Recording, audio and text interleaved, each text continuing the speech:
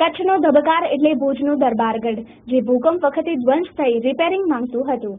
કચ્છીય TV સમાચારે કર્યો હુંકાર અને આજે દરબારગઢનું રિનોવેશન થઈ રહ્યું છે. 26મી જાન્યુઆરીના આવેલ વિનાશક ભૂકંપે કચ્છ ભુજની એક પણ ઐતિહાસિક ઇમારતને મૂકી નથી. એમાં ભુજનું દરબારગઢ પણ આવી જાય છે. ભુજનું દરબારગઢ એટલે સમગ્ર રાજવંશીઓના નિવાસસ્થાન. કચ્છમાં રાજાશાહી વખતમાં આ દરબારગઢમાં અંદરથી જ દરેક જાતનું કચ્છનું તંત્ર ચલાવવામાં આવતું. આ દરબારગઢને ફરતે વિશાળ કોટ છે, જેને ગઢ કહેવામાં આવતો હતો અને આજે પણ એ જ નામે ઓળખાય છે. પર્યટકોને ખૂબ જ આકર્ષણરૂપ છે આ દરબારગઢ. પરંતુ ભૂકંપમાં ધ્વંસ થયેલ આ દરબારગઢ ઘણા સમય સુધી બંધ હાલતમાં રહેલ. તેના ગઢ પણ જર્જરિત હાલતમાં હતા. આ દરબારગઢનું રિપેરિંગ થાય એ વાત કચ્છીઓ દ્વારા ટીવી સમાચાર માધ્યમથી તંત્ર સુધી પહોંચાડવામાં આવી અને આજે એ સુખદ ઘડી આવી ગઈ છે. આ દરબારગઢ જે કચ્છી માળુના પસંદગીનું સ્થાન રહ્યું છે અને રહેશે, તે રિપેરિંગ થઈ રહ્યું છે.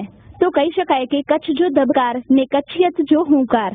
મા ન્યૂઝની ટીમ અને કચ્છિયત ટીવી સમાચારની ટીમ અત્યારે દરબારગઢમાં ઉભેલી છે અને આ દરબારગઢ કચ્છનું આન બાન ને શાન આ રાજાશાહી સ્થાપનો એક પેલેસ હતો કે જે રોયલ ફેમિલી કચ્છના મહારાવશ્રી એમનું નિવાસસ્થાન હતું.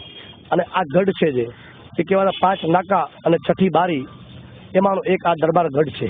અને આ જે આપણે ઉભેલા છે એ મોટો એનો દરબારગઢનો જે સેલોર હતી, સેલોર ઉપરનું નાકું છે મોટું, એના અત્યારે બાંધકામ થઈ ગયું, વ્યવસ્થિત એનું કામ પણ થઈ ગયું.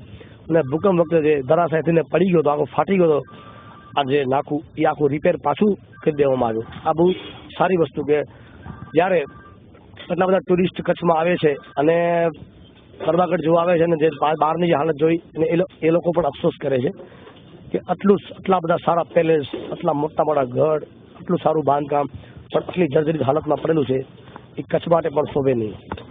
પણ જે પણ તંત્ર દ્વારા કે આ જે રિપેર થયું એ બહુ સારી વસ્તુ